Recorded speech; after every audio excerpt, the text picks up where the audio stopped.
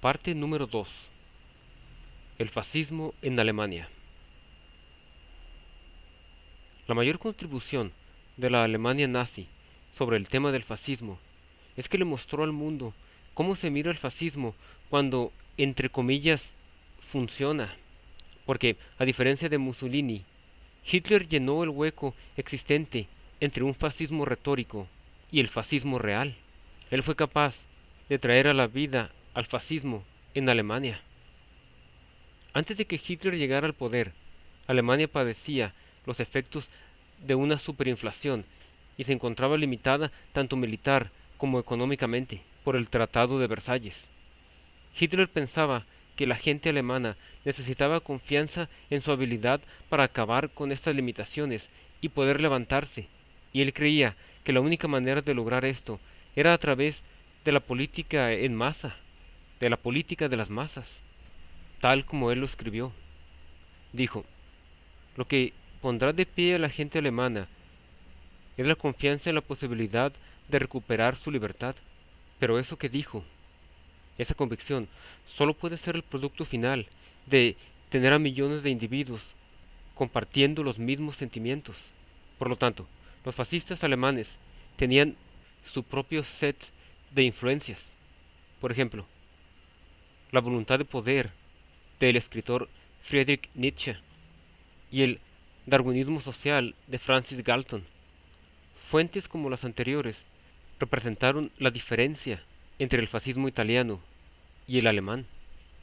Otra fuente de diferencia, yo creo, puede ser entendida a través de la siguiente cita perteneciente al libro Mein Kampf, que dice: la psique de las grandes masas no es receptiva a nada que sea débil o falto de entusiasmo. Así que los nazis terminaron por encarnar estas palabras. Ellos encarnaron un total compromiso hacia su ideología.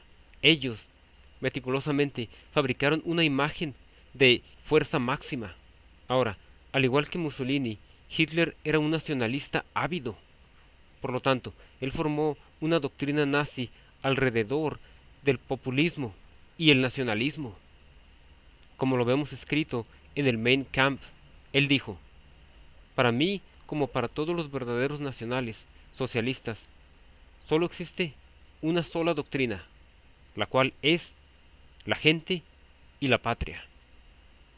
Lo que significa que Hitler explícitamente nacionalizó a las masas, y este no fue un nacionalismo débil como el de Mussolini, sino un nacionalismo muy fuerte, con un espíritu de lucha, y todo esto fue por el propósito de, entre comillas, cambiar el destino de Alemania, sacándolo de sus problemas y hacer grande a la nación, a la patria, y de esta manera alcanzar un glorioso tercer Reich, lo que ellos llamaban Third Reich.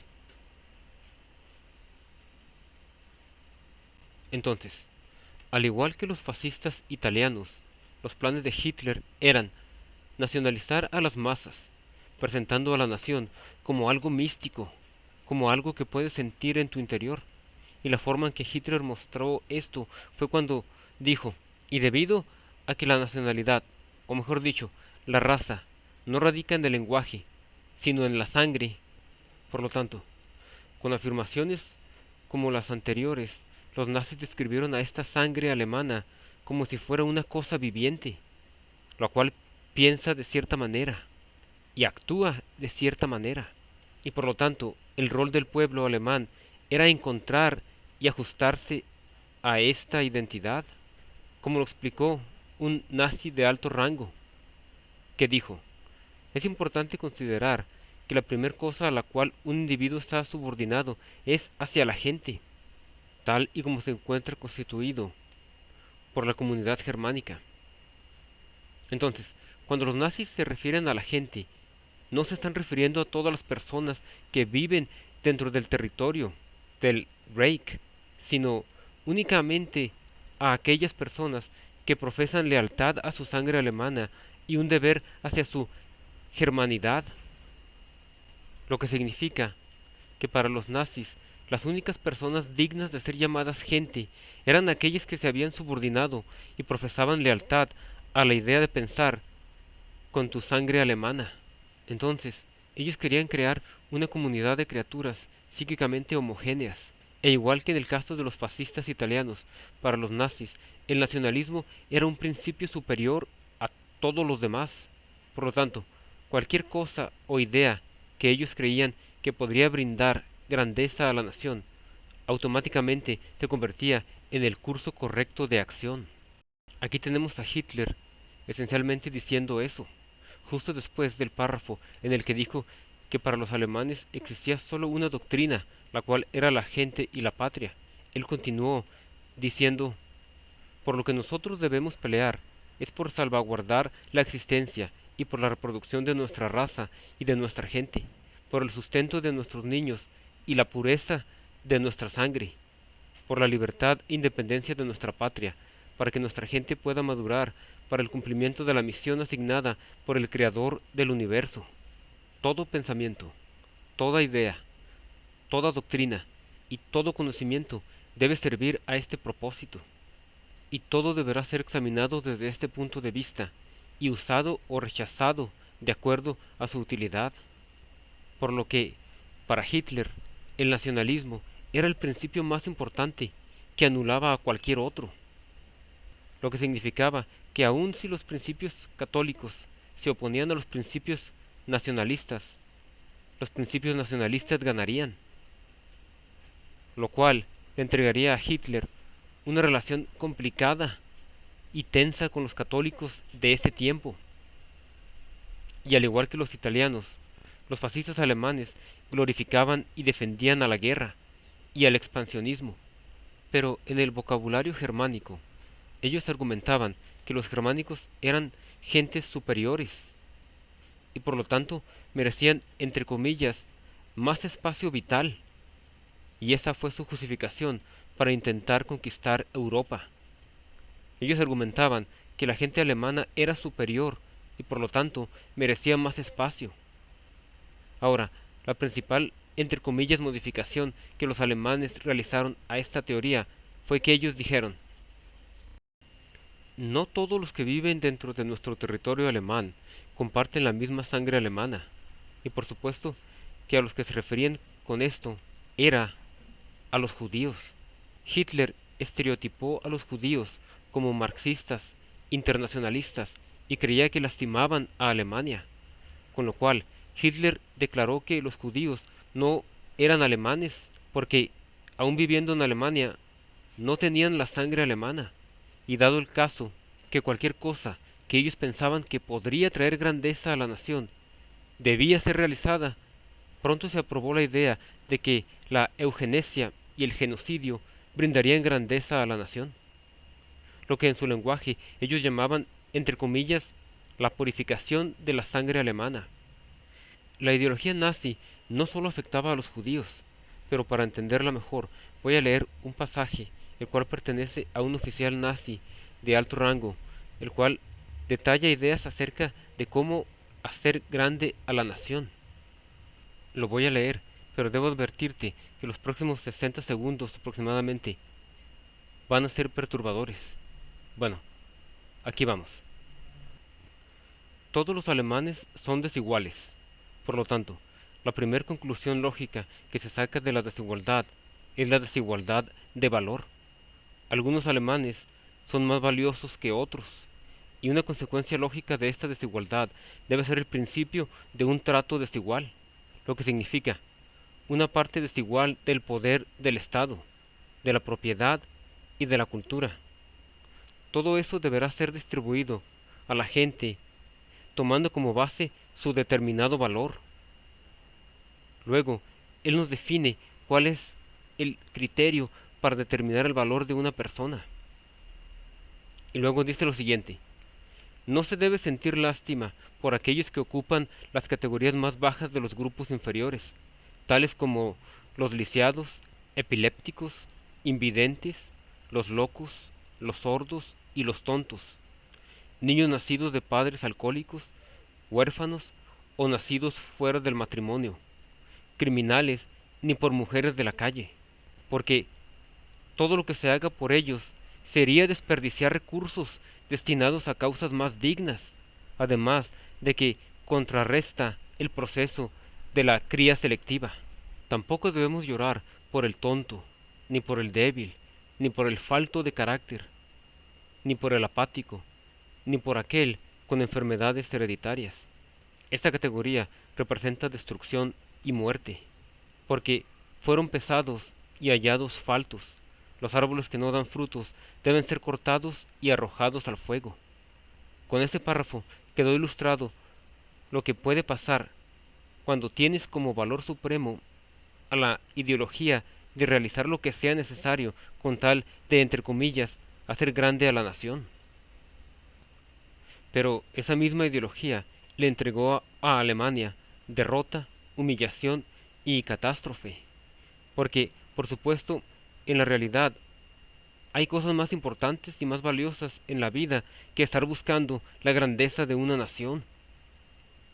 Entonces, para que los alemanes pudieran poner en marcha su plan, ellos necesitaban conseguir un amplio apoyo del pueblo alemán, y en un principio no contaban con él, pero para finales de los 30 ya contaban con el apoyo. Y la forma en que consiguieron ese apoyo fue dándole vuelta a la economía y conquistando y anexando países como Austria y Checoslovaquia, sin tener que recurrir a la guerra. Pero también ellos, notablemente, echaron mano de la propaganda para conseguir el apoyo del pueblo. Hitler discute el tema de la propaganda en el libro Mein Kampf, pero su filosofía básica es que la propaganda existe para convertir en aliados a aquellos que no son verdaderamente creyentes en la causa. Y dice que la forma de hacerlo es mediante la proyección de mensajes simples pero fuertes, y luego repetir esos mensajes implacablemente una y otra y otra y otra vez. Y eso fue lo que él hizo. Él bombardeó al público alemán con propaganda.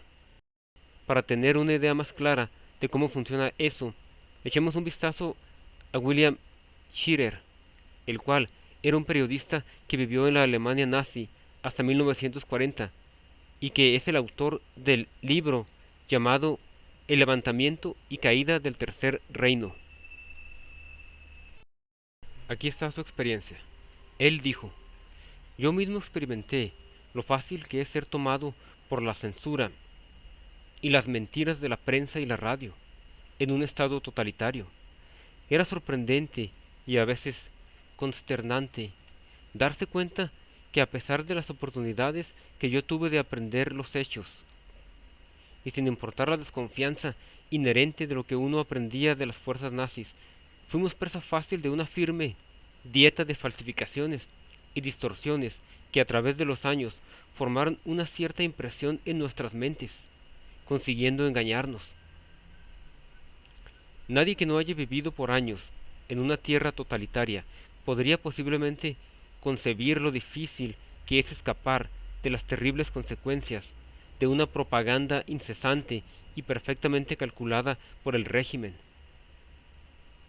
Era común escuchar las afirmaciones más extravagantes directamente de la boca de personas sumamente inteligentes y educadas.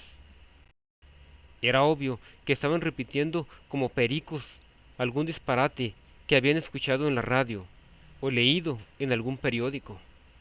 Algunas veces me sentía tentado a contradecirlos, pero en esas ocasiones era recibido con semejante rostro de incredulidad, y me respondían con un silencio tal como si yo hubiera blasfemado en contra del Todopoderoso, que uno se daba cuenta de lo inútil que era el intento de hacer contacto con una mente que había sido deformada y para la cual los únicos hechos reales de la vida eran aquellos que Hitler decía que eran reales. Entonces, a diferencia de los fascistas italianos, gran parte del público alemán terminó creyendo en la ideología nazi, y muchos de ellos la aceptaron de forma voraz, particularmente los jóvenes, un grupo demográfico que para Hitler era un objetivo específico.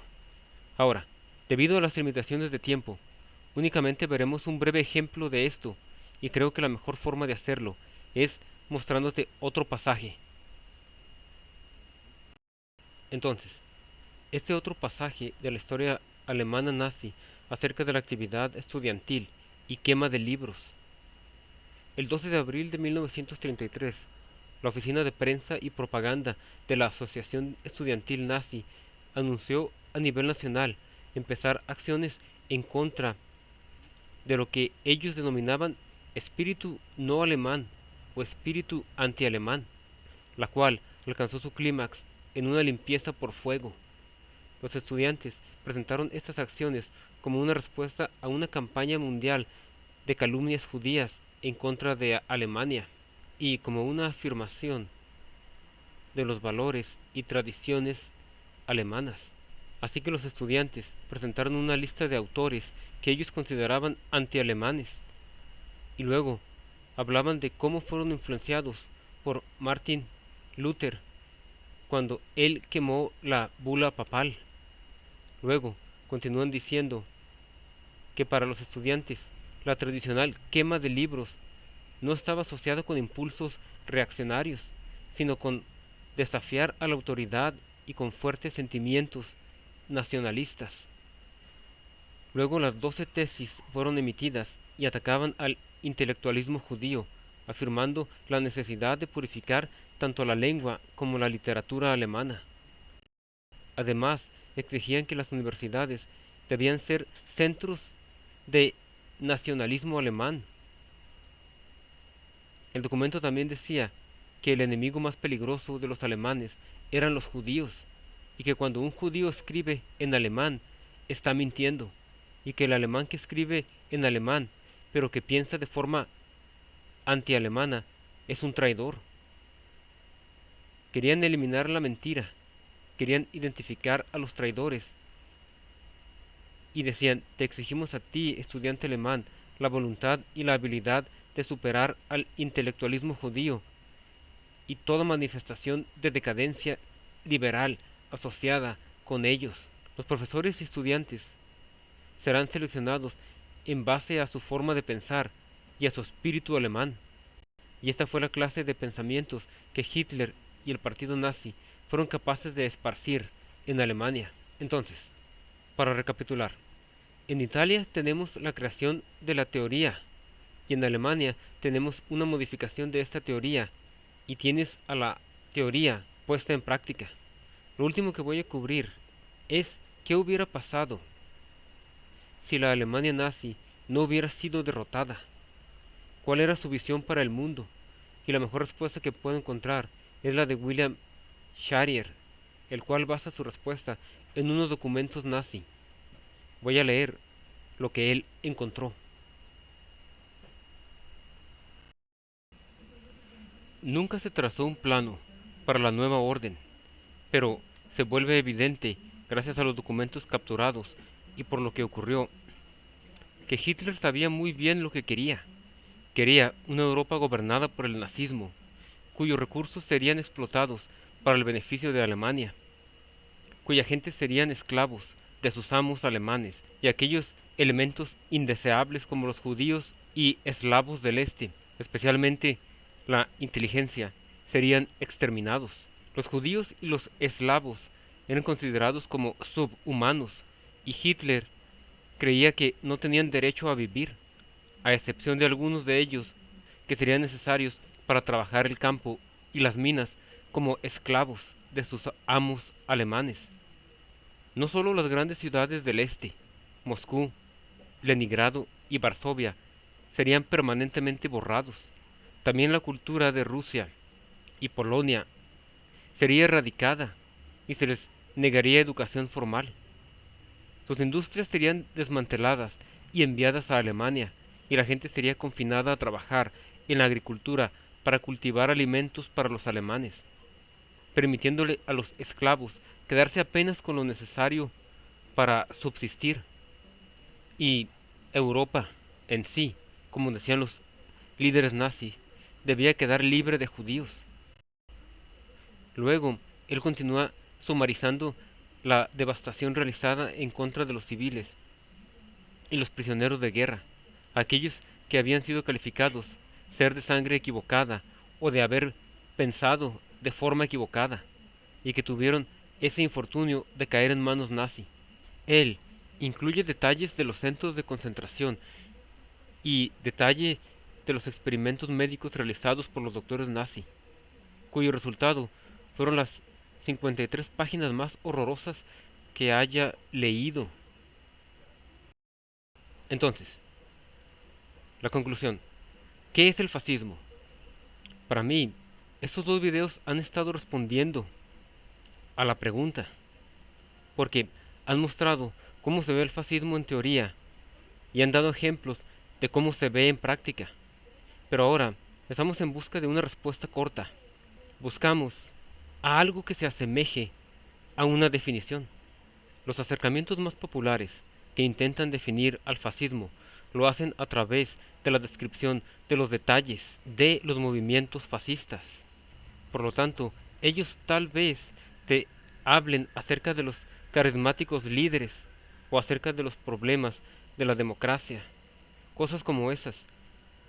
Y bueno, pero en mi opinión, y corriendo el riesgo de ser grosero, yo creo que ese es un acercamiento erróneo, porque, por ejemplo, no se define al liberalismo basado en los detalles de los movimientos liberales, ni tampoco al socialismo por los detalles de los movimientos socialistas.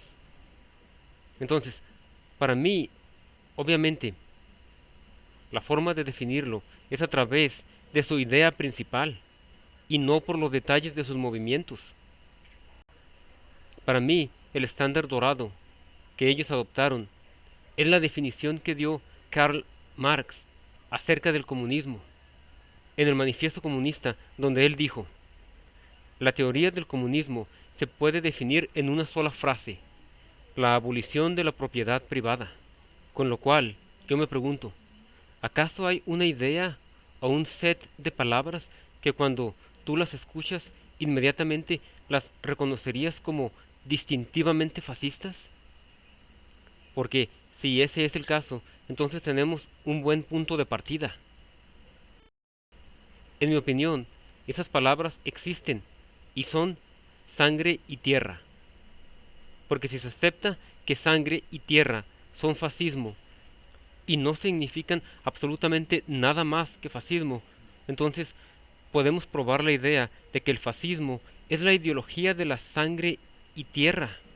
Es la idea de que la gente está unida la una a la otra por sangre y por lo tanto unida a la tierra de la nación. En mi opinión, esa respuesta realiza un buen trabajo porque cubre lo esencial. Pero luego, en este punto, tú podrías argumentar lo siguiente. La razón por la cual atribuimos la frase sangre y tierra al fascismo es porque esa frase fue un eslogan nazi. Pero yo argumentaría que lo estás mirando de la forma equivocada. Sí fue un eslogan nazi, pero fue un eslogan nazi porque capturó la esencia del fascismo perfectamente bien. Por lo tanto, yo creo que llamar fascismo a la ideología de la sangre y tierra es una descripción que sirve, pero requiere desempaquetamiento para poder entenderla. Con lo cual, me pregunto si puedo encontrar una mejor definición. Y creo que encontré algo.